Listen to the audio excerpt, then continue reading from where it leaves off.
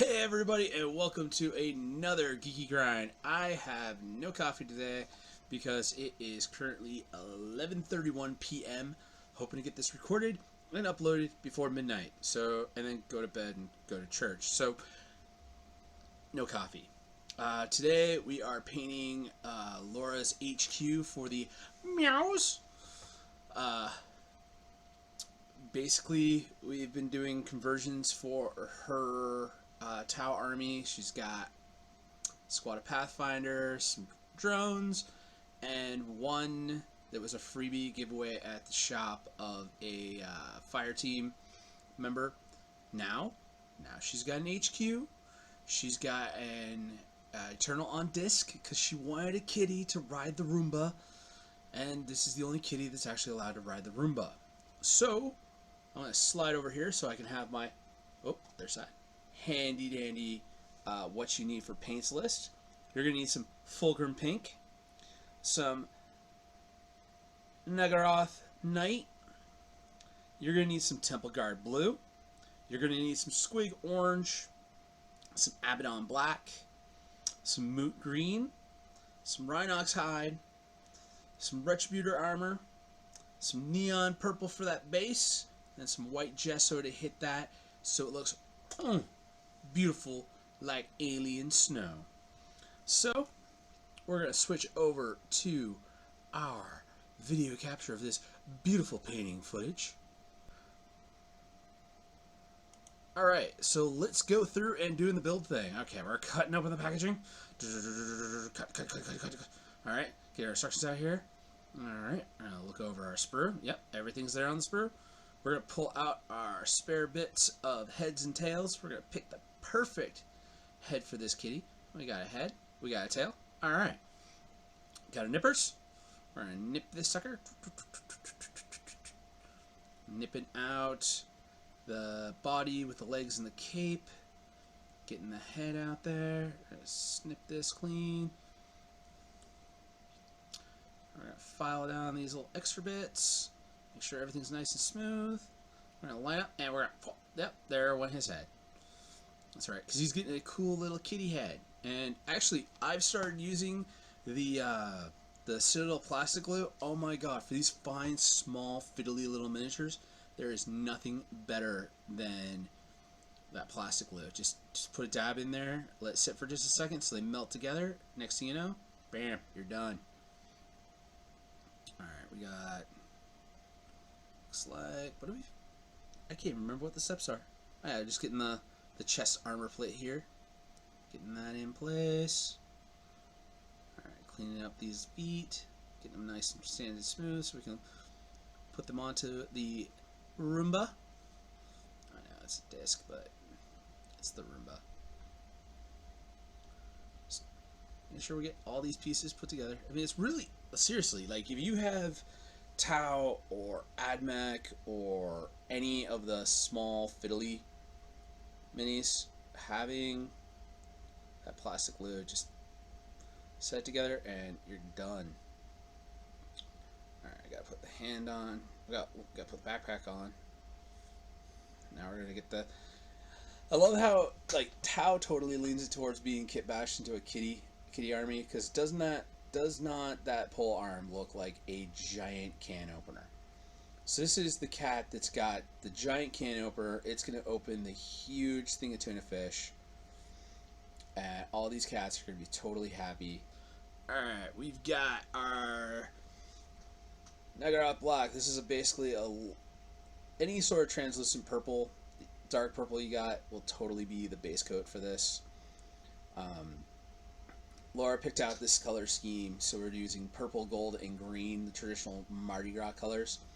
Was able to include some teal into this just to add some variety to it. That's where we're using the Temple Guard Blue for. So we're just going to get a good base coat of all the cloth on her minis are this dark purple. So I've got dark purple cloth on them. We're just putting a good base coat around. You know, this is just to establish where all of our cloth is. Alright, now we're going into this teal. this temple guard blue, and we're just doing the underside of all the cloth. Basically, we're getting inside the cape here, and we're also doing like a little bit of an edge highlight, and we're also going to get this tabard piece. I think it's called tabard piece, but this is like the front part of the skirt. This is why instead of being King Garfield, it is Queen Garfield. Of course, now we're doing the armor. The armor is all in moot green. Of course, I didn't show you the priming step, but this is just basically my standard zenathal prime. Paint everything black, and then spray from about a 40-degree angle from above with white ink or any sort of white paint that you've got. Now I'm using Vallejo's. I actually started using their satin black surface primer. You know, put the white ink over it, or just get out 2 rattle cans of, you know, 1 black, 1 white. You're good. So now we're just getting all of our green armor panels here. I really love how this color scheme came out with the purple and the green and then the gold for the highlights, but adding in the blue, really getting the all 4 Mardi Gras colors going on this mini has been really cool. Alright, now that we've got all of our greens done, we're coming in with our golds. For the drones, it's really just anything that's metal is going to be getting hit with a little bit of gold here. You know, I'm using Retributor armor, but any kind of gold that you have would totally work in this situation. And we're just doing a base coat down here around the electronic part of the shield drone. We've already got the major part of it done up top with moot green. Now we're coming in for our gold accents. Make sure we get all these cool little accent fitting together pieces of the giant can opener. All hit with our gold.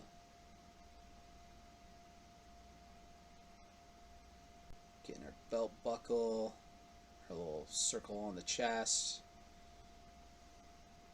Oh, can't miss that little golden doohickey in there. A little actuator for the thing.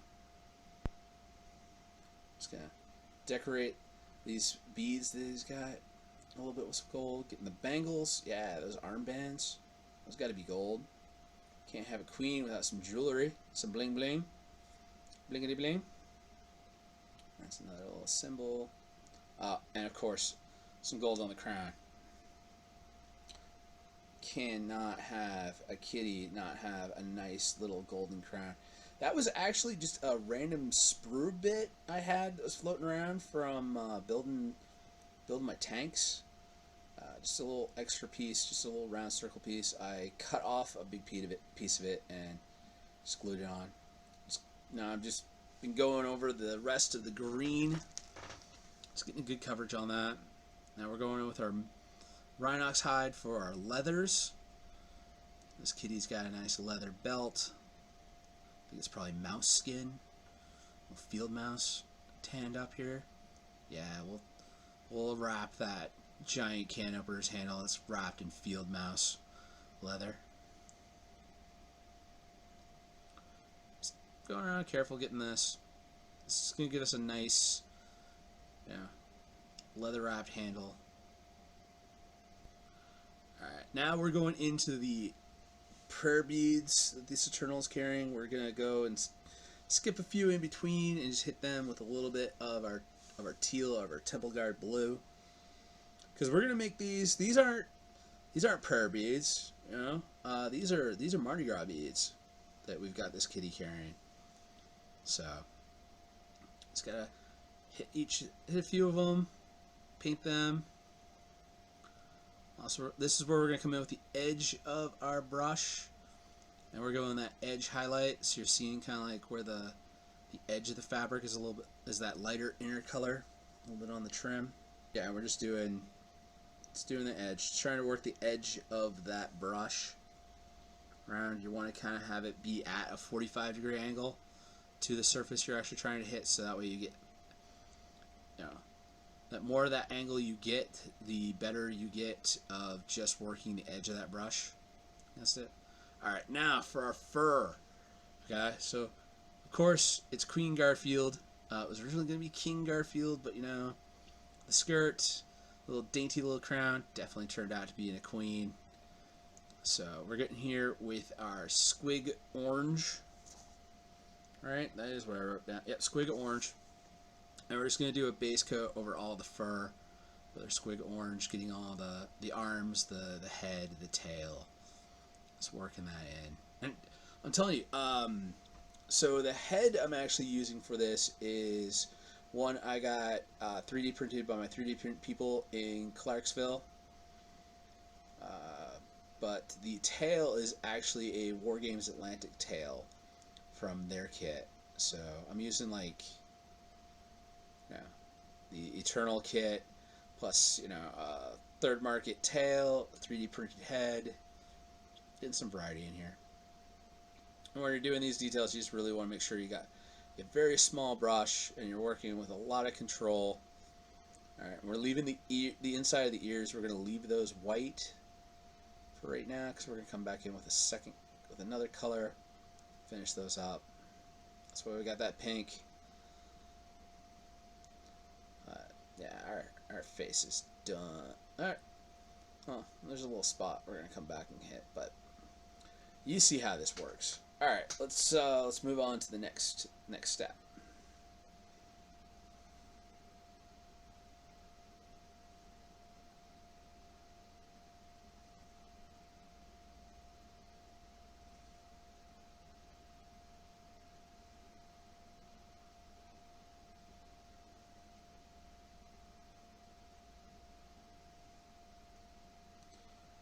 All right, she is looking good. Yep, going in, catching those spots we missed. Always want to be careful. Just go back. You got time. All right, now we're finishing up the beads. These are gonna be some teal and green beads, I think. Just hitting the spots we missed. Just coming in, getting those all nice and finished up. Let me touch up on the green we need to do. That edge on the armor.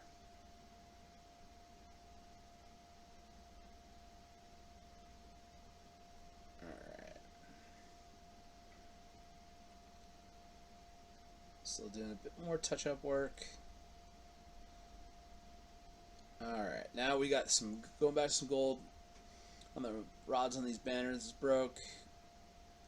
Alright, now we're hitting the pink. Our pink little nose, our pink little ears.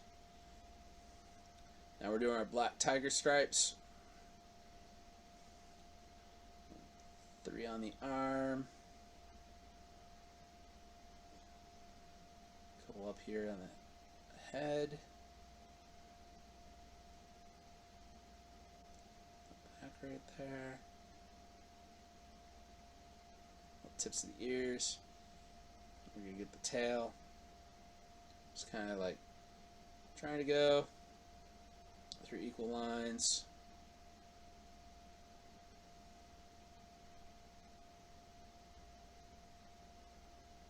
These connected around. Give them good.